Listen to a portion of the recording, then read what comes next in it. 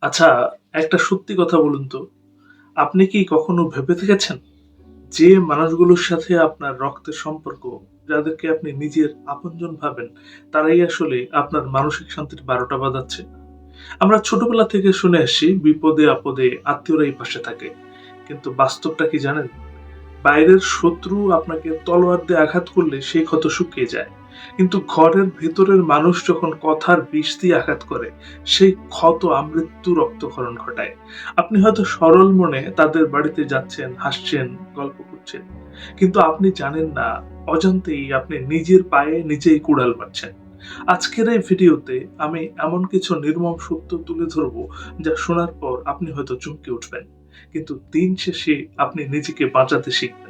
দেখুন, জীবনটা খুব ছোট। আর এই ছোট জীবনে যারা আপনাকে মেন্টালি টর্চার করে, তাদেরকে সহ্য করে বেঁচে থাকার কোনো মানে হয় না।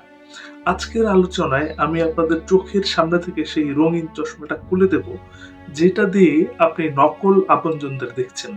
আমি আপনাদের গ্যারান্টি দিচ্ছি, আজকের এই কথাগুলো আপনার জীবনের মোড় ঘুরিয়ে দেবে।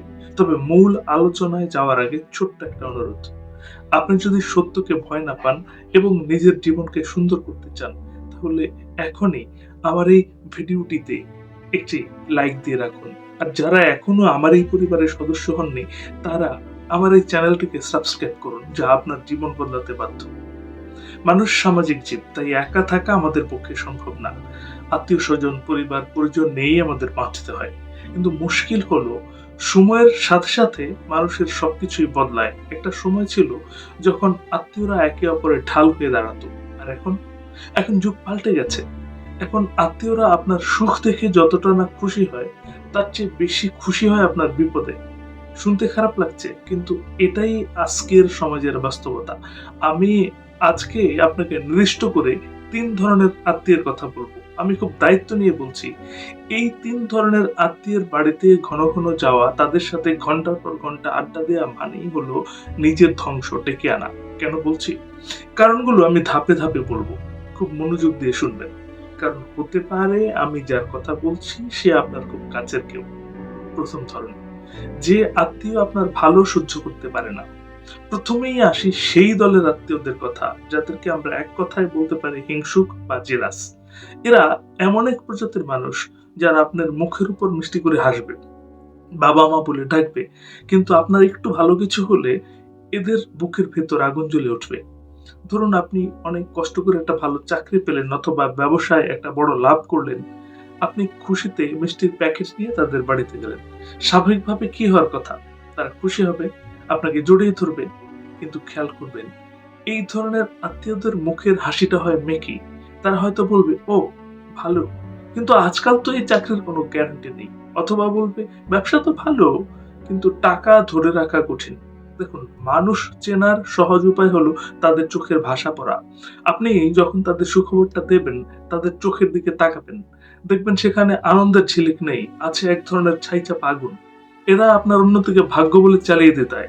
আপনার পরিশ্রমকে এরা কখনো স্বীকার করবে না। প্রশ্ন হলো, এদের বাড়িতে ঘন ঘন গেলে আপনার ক্ষতিটা কোথায়? ক্ষতিটা হলো মনস্তাত্ত্বিক। আপনি যখন বারবার এদের কাছে যাবেন, নিজের জীবনের ছোটখাটো কথা শেয়ার করবেন, তখন আপনি আসলে তাদের হাতে অস্ত্র তুলে দিচ্ছেন। তারা আপনার দুর্বল জায়গাগুলো খুঁজবে। আপনি হয়তো সরল মনে বললেন, জানেন, শরীরটা ইদানিং ভালো যাচ্ছে না। ব্যাস, তারা এই কথাটাকে ১০ জনের কাছে এমন ভাবে ছড়াবে যেন আপনি মরণ ব্যাধিতে আক্রান্ত।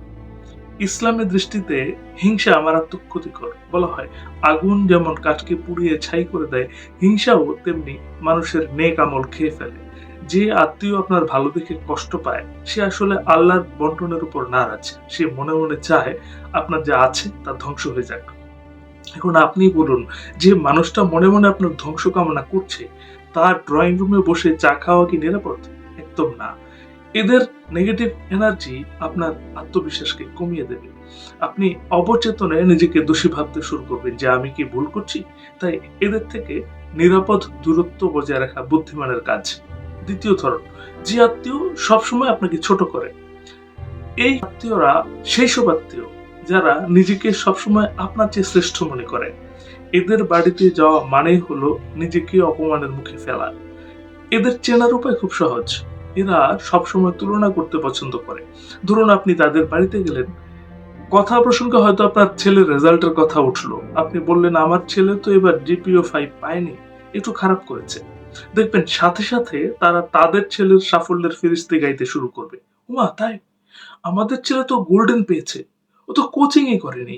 এই যে তুলনা, এটা তারা ইচ্ছে করে করে, তাদের উদ্দেশ্য আপনাকে ছোট করা। আপনি হয়তো অনেক ভিডিও দেখেছেন কিভাবে স্মার্টলি কথা বলতে হয়, কিন্তু বিশ্বাস করুন এই ধরনের আত্মীয়দের সাথে স্মার্টনেস দেখিয়ে কোনো লাভ নেই। কারণ এদের সমস্যাটা মগজে। এরা মনে করে টাকা পয়সা, গাড়ি বাড়ি বা সামাজিক অবস্থানই মানুষের আসল পরিচয়। আপনার হয়তো টাকা কম থাকতে পারে, কিন্তু আপনার মনটা বড়। কিন্তু এই আত্মীয়রা আপনার মনের দাম দেবে না। তারা আপনার পোশাক দেখবে, আপনার ফোনটা কোন মডেলের সেটা দেখবে। এরা খুব কৌশলে আপনাকে অপমান করে। সরাসরি গালি দেবে না, কিন্তু এমন সব কথা বলবে যা তীরের মতো আপনার বুকে বিঁধবে। যেমন ধরুন, সবার সামনে হয়তো বলে বসবে, কিরে তোর সেই প্রমোশনটার কি হলো? এখনো একই পোস্টে আছিস? তারা জানে আপনার প্রমোশন হয়নি। তবু সবার সামনে কথাটা তুলে আপনাকে লজ্জা দেওয়াই তাদের আনন্দ। আপনি যদি ঘন ঘন তাদের বাড়িতে যান, তাহলে ধীরে ধীরে আপনার ভেতরে একটা হীনমন্যতা তৈরি হবে। আপনি ভাবতে শুরু করবেন, সত্যিই মনে হয় আমি বোধহয় কিছু পারি না। আমার দ্বারা বোধহয় কিছু হবে না। এই চিন্তাটা আপনার ক্যারিয়ার, আপনার সংসার সবকিছু শেষ করে দেবে। মনে রাখবেন, আত্মসম্মান হলো মানুষের মেরুদণ্ড। যে আত্মীয় আপনার সেই মেরুদণ্ডে আঘাত করে, তার বাড়িতে গিয়ে বিরিয়ানি খাওয়ার চেয়ে নিজের বাড়িতে ডাল ভাত হাজার গুণ ভালো। এদের থেকে দূরে থাকাই ভালো। দেখা হলে সালাম দেবেন, কুশল বিনিময় করবেন, কিন্তু ঘন্টার পর ঘন্টা তাদের সোফায় বসে তাদের অহংকারী কথা শোনার কোনো মানে নেই। নিজেকে সম্মান করতে শিখুন। আপনি যদি নিজেকে সস্তা বানিয়ে ফেলেন, বারবার তাদের দুয়ারে গিয়ে ধন্যা দেন, তাহলে তাদের অহংকার বাড়তেই থাকবে। আর যদি আপনি নিজের সীমানা টেনে দেবেন, দেখবেন তারাই আপনাকে সম্মান করতে শুরু করেছে। তৃতীয় ধরন, যে আত্মীয় আপনার ঘরের সমালোচনা বাইরে করে, এরা খুব বিপজ্জনক। এরা মুখে মধু নিয়ে অন্তরে বিষ নিয়ে ঘরে, যাদের আমরা সোজা বাংলায় বলি চুগলখোর বা কথা ফাঁসকারী। এই আত্মীয়রা আপনার জীবনের জন্য ক্যান্সারের মতো। এরা খুব মিষ্টি ভাষী হয়। আপনি যখন কোনো সমস্যায় পড়বেন, এরা সবার আগে ছুটে আসবে, আপনার কাঁধে হাত রাখবে, বলবে, আরে আমি তো আছি, আমাকে সব খুলে বলো। আপনি ভাববেন, ইস, মানুষটা কত ভালো, আমার কত কেয়ার করে। এই আবেগে গলে গিয়ে আপনি আপনার একান্ত ঝগড়ার কথা, আপনার টাকার অভাবের কথা, কিংবা পরিবারের কোনো গোপন কথা, কোনো দুর্বলতা তাদের বলে ফেলবেন। ব্যাস, আপনার কাছে শেষ। এবার তারা এই তথ্যগুলোকে নিয়ে আপনার অন্য আত্মীয়দের কাছে যাবে। সেখানে গিয়ে একটু মশলা মিশিয়ে, একটু রং ছড়িয়ে গল্পটা পরিবেশন করবে। যে কথা আপনি তাকে বিশ্বাস করে বলেছিলেন, সেই কথা এখন পাড়ার সবার মুখে মুখে। এটা যে কত বড় বিশ্বাসঘাতকতা, তা ভুক্তভোগী ছাড়া কেউ বুঝবে না। আমাদের সমাজে একটা কথা প্রচলিত আছে, বিপদের বন্ধুই প্রকৃত বন্ধু। কিন্তু এই আত্মীয়রা বিপদের সময় আসে শুধু খবর নিতে, সাহায্য করতে নয়। এরা আসলে সাংবাদিকের ভূমিকা পালন করে। এদের কাজ হলো একবারের কথা অন্য বাড়িতে লাগানো এবং ঝগড়া বাঁধানো। আপনি যদি এদের বাড়িতে ঘন ঘন যান, আপনি এদের স্বভাবকে প্রশ্রয় দিচ্ছেন। তারা মনে করবে আপনার জীবনে নাক গলানোর অধিকার তাদের আছে। তারা আপনাকে নানা রকমের কুমন্ত্রণা দিবে। তোর বউ তো ভালো না, ওর জামাই তো এটা করলো না, এসব বলে বলে আপনার সাজানো সংসার আগুন ধরিয়ে দেবে। ইসলামে গীবত করা, একের কথা অন্যের কাছে লাগানোকে জঘন্য অপরাধ বলা হয়েছে। বলা হয়েছে এটা মৃত্যু ভাইয়ের মাংস খাওয়ার সমান। অথচ এই আত্মীয়রা চায়ের কাপে চুমুক দিতে দিতে নির্দ্বিধায় আপনার ইজ্জত নিয়ে খেলে। এদের থেকে বাঁচার একমাত্র উপায় হলো গোপনীয়তা। নিজের ব্যক্তিগত কথা, নিজের ভবিষ্যৎ পরিকল্পনা, নিজের দুর্বলতা, এগুলো কখনো এদের সাথে শেয়ার করবেন না। এদের বাড়িতে যাওয়া কমিয়ে দিন। যখনই দেখবেন তারা অন্য কারো নামে বদনাম করছে, বুঝে নেবেন তারা আপনার নামেও অন্য কোথাও বদনাম করে। কারণ যে আপনার সামনে অন্যের চরিত্র হরণ করতে পারে, সে অন্যের সামনে আপনার চরিত্র হরণ করতে দুবার ভাববে না। এটাই তাদের চরিত্র, এটাই তাদের স্বভাব। কেন আমাদের সতর্ক হওয়া জরুরি? দেখুন, আমি আপনাকে বলছি না যে আপনি সন্ন্যাসী হয়ে যান বা আত্মীয় স্বজনের সঙ্গে সম্পর্ক ছিন্ন করুন। আত্মীয়তার সম্পর্ক রক্ষা করা ধর্মীয় গুরুত্বপূর্ণ, কিন্তু সম্পর্ক রক্ষা করা আর নিজের আত্মসম্মান বিসর্জন দেওয়া এক কথা নয়। আপনাকে বুঝতে হবে বাউন্ডারি জিনিসটা কি। একটা কাঁটাযুক্ত গাছের সাথে আপনি যদি কোলাকুলি করতে চান, তবে রক্ত আপনার ঝরবে, গাছটার কোনো ক্ষতি হবে না। ঠিক তেমনি এই 3 ধরনের আত্মীয় হলো সেই কাঁটাযুক্ত গাছ। এদের থেকে নিরাপদ দূরত্ব বজায় রাখাই হলো নিজের প্রতি সুবিচার করা। অনেকে বলেন লোকে কি বলবে, আত্মীয় স্বজনের বাড়িতে না গেলে সমাজ কি বলবে। আরে ভাই, সমাজ তো আপনার বিপদে টাকা দিয়ে বাজার করে দেবে না, সমাজ আপনার হাসপাতালের বিল দেবে না, আপনার জীবন আপনাকেই টানতে হবে।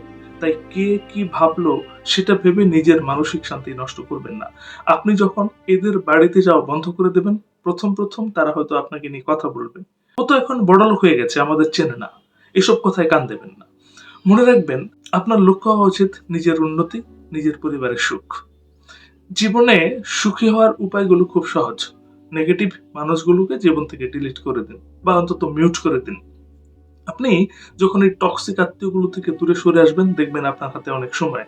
সেই সময়টাকে নিজের কাজে লাগান, নিজের স্কিল ডেভেলপ করুন, সন্তানদের সময় দিন। দেখবেন জীবনটা কত সুন্দর। এতক্ষণ ধরে যে কথাগুলো আমি বললাম, এগুলো কোনো বইয়ের কথা নয়, এগুলো জীবনের কথা। আমার, আপনার, আমাদের সবার জীবনের সাথেই গল্পগুলো মিলে যায়। আপনি একটু ঠান্ডা মাথায় চিন্তা করে দেখুন, আপনার লিস্টেও এমন দু একজন আত্মীয় নিশ্চয়ই আছে যাদের কথাগুলো আপনার আমি বলেছি বলে মনে হবে। যদি মিলে যায়, তবে আজ থেকেই সিদ্ধান্ত নিন, সম্পর্কের নামে আর কতদিন নিজেকে ছোট করবেন, আর কতদিন নিজের গোপন কথা অন্যের মুখে বিলিয়ে দিয়ে নিজেকে হাসির পাত্র করবেন। আপনি যখন নিজেকে সম্মান করবেন, পৃথিবী আপনাকে সম্মান করতে বাধ্য হবে।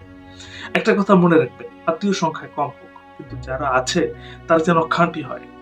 হাজারটা বকধার্মিক আত্মীয়ের চেয়ে একজন সত্যিকারের শুভাকাঙ্ক্ষী বন্ধু আত্মীয় খুব প্রয়োজনীয়। নিজের ঘরকে প্রশান্তির জায়গা বানান। বাইরের নেগেটিভিটি, পরচর্চা, হিংসা এগুলো দরজার বাইরে রাখুন। আপনার জীবনটা আল্লাহর দেয়া আমানত। এটাকে নষ্ট করার অধিকার কারো নেই, সে আপনার যত বড় আপনই হোক না কেন। তাই আজ থেকে এই 3 ধরনের মানুষের বাড়িতে যাওয়া বন্ধ করুন।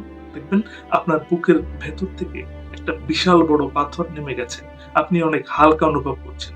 আমার এই কথাগুলো যদি আপনার হৃদয় একটু নাড়া দিয়ে থাকে, যদি মনে হয় যে রফিক নটবরের কথাগুলো সত্য, তাহলে আমার এই ভিডিওতে একটা লাইক দিন। কারণ আপনার একটা লাইক এই ভিডিওটাকে আরো হাজার হাজার মানুষের কাছে পৌঁছে দিতে সাহায্য করবে। আর আমি জানি আপনার মনে অনেক জমে থাকা কষ্ট আছে। কমেন্ট বক্সে লিখুন আপনার অভিজ্ঞতার কথা। কোন ধরনের আত্মীয় আপনাকে সবচেয়ে বেশি কষ্ট দিয়েছে? আপনার গল্প হয়তো অন্য কাউকে সতর্ক হতে সাহায্য করবে। এতক্ষণ ধরে যারা ধৈর্য নিয়ে আমার কথা শুনলেন, তাদের সবাইকে আমার আন্তরিক ধন্যবাদ জানাই। মনে রাখবেন, আপনি একা নন। আপনার ভালো থাকার লড়াইয়ে আমরা সবাই পাশাপাশি আছি। নিজেকে শক্ত করুন। আর হ্যাঁ, যাওয়ার আগে একটা কথা না বললেই নয়। আপনারা ভিডিও দেখেন কিন্তু সাবস্ক্রাইব করতে ভুলে যান। এখনই আমার এই চ্যানেলটাকে সাবস্ক্রাইব করুন। এতে করে পরবর্তী ভিডিওটা আপনার কাছে সবার আগে পৌঁছে যাবে। দেখা হবে খুব তাড়াতাড়ি নতুন কোনো ভিডিওতে। সে নাগাদ ভালো থাকুন, সুস্থ থাকুন।